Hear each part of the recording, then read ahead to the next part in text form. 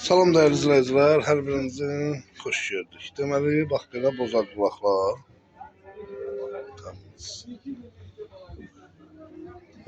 Bax, bozaq qulaqdır, siment aldı. Sonra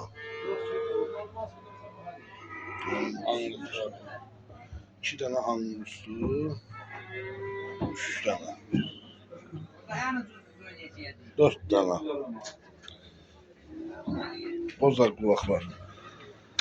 Hal-hazırda heyvanlarımız yeni gəlib. Bunların qiyməti neçədir aşağıdan yuxarı? 7'den başlayıb 100.000-100'ə kimi. 1100'e kadar. Anguslardaki ayrıdır da. Angus bakın. Bu da angustu. Malı tarihinin nə qabala malı gəlsin. Ya verim o angusta.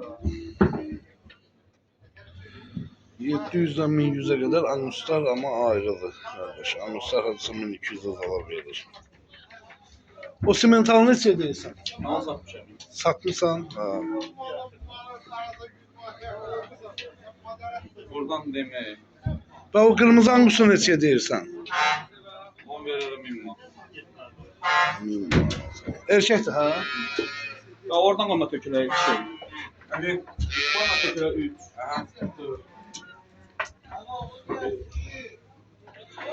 Əlaqə nömrəsini əlaqə saxlayın 571 71 57 WhatsApp-a yazın. Heyvanlar yeni gəlibdir.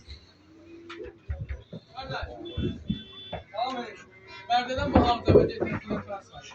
Ağzına. Oraya çıkmam. Pazarın olduğu kişi var. Girişi. Boy pazarının yanında birinci kapı.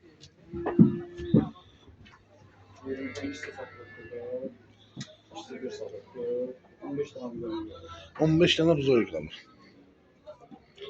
Gözlər.